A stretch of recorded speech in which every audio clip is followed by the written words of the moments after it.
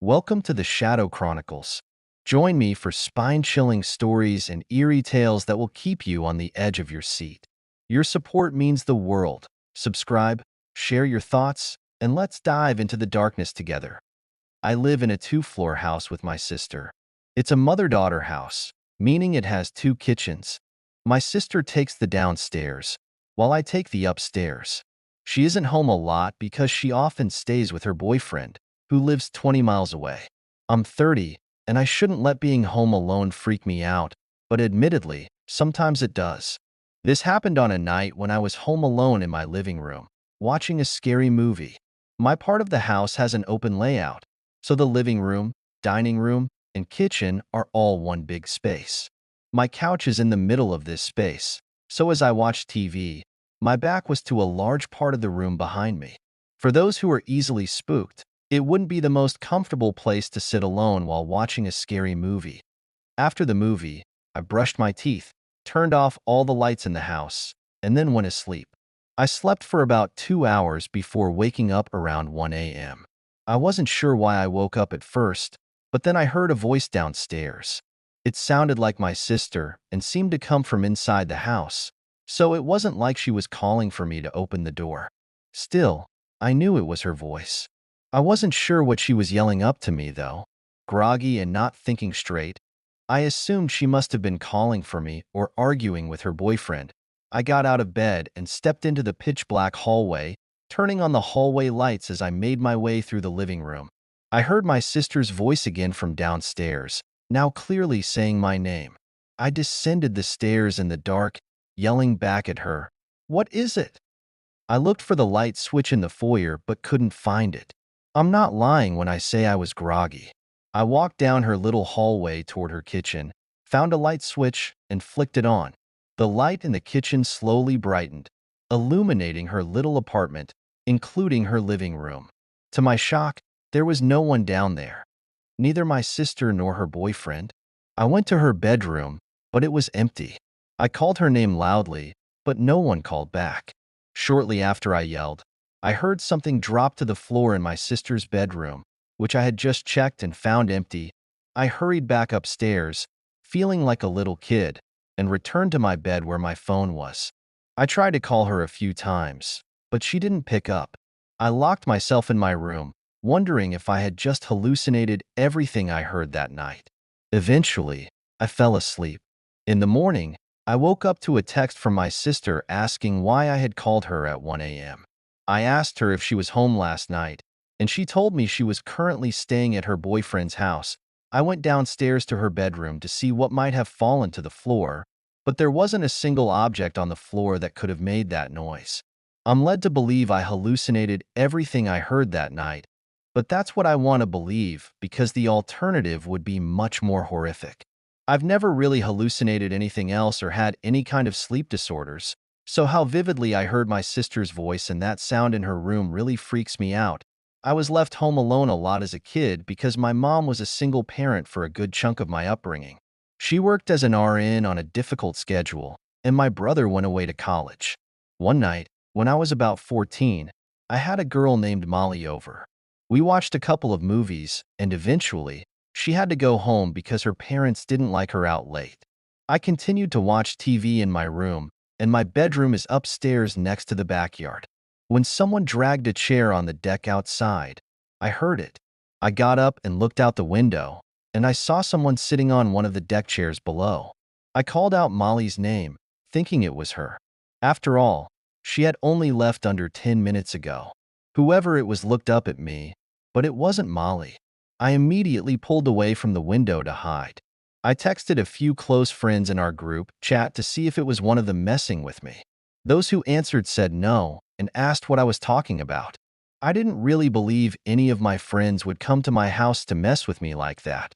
Scared but still curious, I slowly walked back to the window to look down again, and I felt a part of me die inside when I saw he was still there, looking up at my window. Instead of running away, I tried to be brave and yelled down to him, "What do you want?" I noticed his shoulders start to shake as if he were laughing, but he didn't make any audible sounds at first. I heard a slight whistling sound coming from him, as if he were laughing so hard that he was wheezing.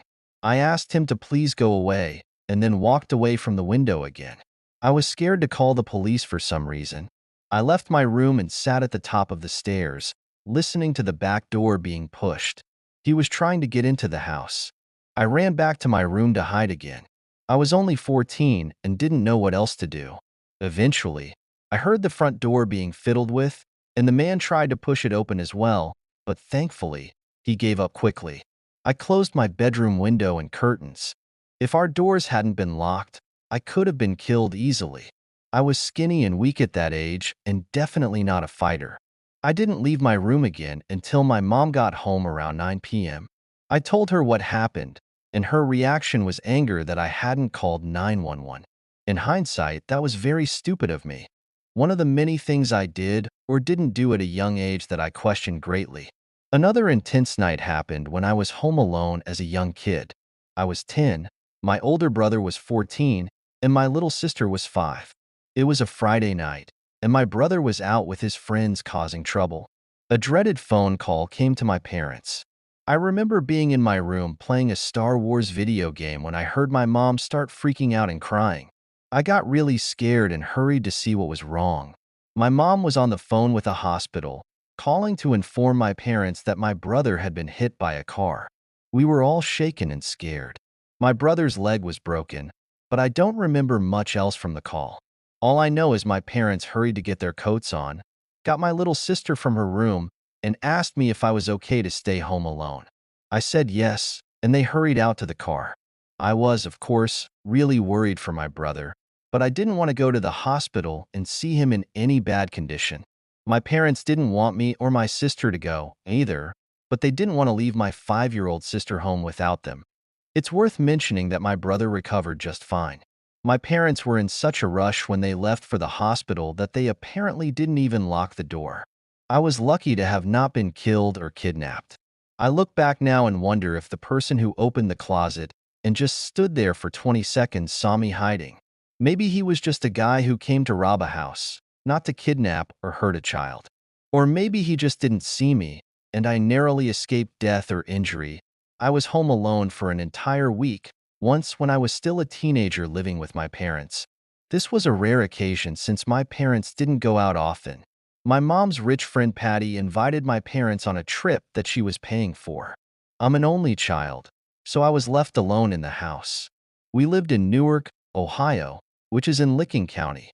Yes, our county was actually called Licking County. My parents' old house had woods in the backyard and was on a quiet road where only a few cars would pass per day. We had a huge deck in the backyard overlooking the woods and a decently large yard, along with a little fish pond and an above-ground swimming pool. This was on a Thursday night in July 2013. I remember it well because I had been talking to friends about plans for the weekend that day. I was out on the deck, smoking weed with my speaker playing music. That's about the time it started. I thought I heard a voice from out in the woods, so I lowered the music and listened for a little while. When it didn't repeat, I raised the volume again. But then I heard the voice from the woods again, calling, "Hey, over here." The voice was kind of distant, but not too far. The woods were about 20 to 30 yards away from the deck, and that's where the voice was coming from. I didn't think it was someone calling out for me. I assumed it was just some kids playing manhunt or something. When the voice called out again, "We need help," I started to feel uncomfortable. Now I was questioning if these yells were directed at me. I heard the voice yell, "Straight in front of you. Please come help us." At this point, I realized the voice was too deep to be a kid's. When someone yells, "We need help," it's always concerning. I reluctantly called back, "Who is that?" The voice replied, "We just need help. We're stuck in the woods." I called back, "What does that mean?" The voice responded, "Just please come help, straight in front of you." I got out of my seat, walked down the steps of the deck onto the grass, and proceeded toward the woods. I called out, "I'm coming. Where are you?" "Sure. Here's a revised version of your text with improved grammar and punctuation." The voice replied instantly, "Right in front of you. I see you." I replied back, "Wait, are you alone or with someone?" There was no answer this time. I stopped in my tracks, about halfway toward the woods. I had a bad feeling in my gut about this. I started walking backwards toward the house and the deck. I didn't even want to turn my back to the woods because it took me that long to realize there was something very suspicious about this situation. I made it back to the deck, and the voice didn't say anything else. If they truly saw me and this was real, they would have said something like, "Where are you going?" At the very least, they knew I was onto the situation. But who even knows how many people were in there? It could have been one. It could have been three. All I know is getting stuck in the woods makes absolutely no sense, especially if he or they were able to literally see me. What? Did their shirt get caught on a branch? I went inside the house and locked all the doors just to be safe. I chilled in my living room for a bit, still high, and I think that's why I was more trusting at first, because of how high and relaxed I was. Then, though, I heard the voice again from outside, closer now, definitely in the backyard and not the woods anymore. I heard splashing water. It could have been the pool or the pond. I hurried to the window to see. I didn't see anyone at first, but then the voice called, "I see you," with a laugh. I noticed him. At least one guy was visible. He was hidden behind the pool on the other side, and I could only see his head. It was just too dark to make out anything besides his dark, medium-length hair. I closed the blinds and tried to ignore it. Maybe he'd lose interest if he saw I wasn't entertaining him. He was probably a sick, deranged person who enjoyed messing with people, so I didn't want to give him what he wanted. But my breaking point was when there was a horrible, aggressive banging on the window where I had just closed the blinds, and on the other side, the guy was screaming, "Help!" I screamed at the top of my lungs, "Get the expletive off, you freak! The police are coming!" I screamed it over and over, trying to make myself sound crazier than him. I heard him start to laugh on the other side of the glass. His laughter started to fade away as I assumed he walked away. I sat back down on the couch, trembling and shaking, out of breath. I sat there for a while, and it seemed like the guy had really given up. I still got a good night's sleep that night because weed helps me sleep. I wonder if I would have handled that situation any differently if I wasn't high, though. The situation made me more paranoid about who I opened my door to. I'm 23 years old and I still live at home with my parents. One day, they were both not home, and I was outside playing basketball in the front yard. At some point while I was playing, I looked up at one of our upstairs windows and saw a woman standing there. Not my mom, not my sister, just a random woman. I guess when she saw me looking at her, she dipped away from the window. When I went inside and upstairs to check the lounge room, she wasn't anywhere. I checked every single room I could, every bedroom, the bathroom, every closet. Then I checked downstairs, which included the living room, kitchen, dining room, one bedroom, and more closets. Finally, I checked the basement, and I highly doubted she could be down there. It's a small basement with a couple of couches, a bar, and two closets. There weren't many places for someone to hide. When I opened the second closet door, I was incredibly scared, as I didn't know of any other places someone could be hiding in the house.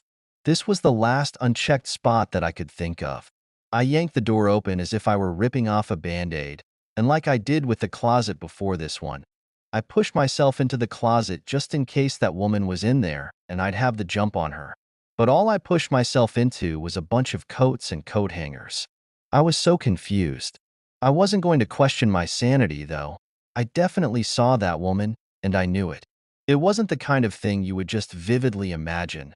I went back to the middle floor and screamed very loudly that whoever was in the house needed to get the expletive out. I actually screamed so loud that our next-door neighbor came over and asked if I was okay. I told him that I literally just saw a woman at our upstairs window watching me play basketball. He came in and helped me search again. When we couldn't find her, I was left to assume that she snuck out through the back door, which I had indeed unlocked when I went to grab the basketball from the yard. So, my neighbor left, and I locked all the doors, called my parents, and told them the crazy story. They weren't too thrilled, but they asked me to make sure nothing was stolen. I did just that, and luckily it seemed anything that was worth something was still in place. Now, fast forward to that night. I went to sleep after checking the house one more time just for peace of mind. It was hard to fall asleep, though. My mind was racing for obvious reasons. Most people can't relate to seeing a stranger at their window inside their house.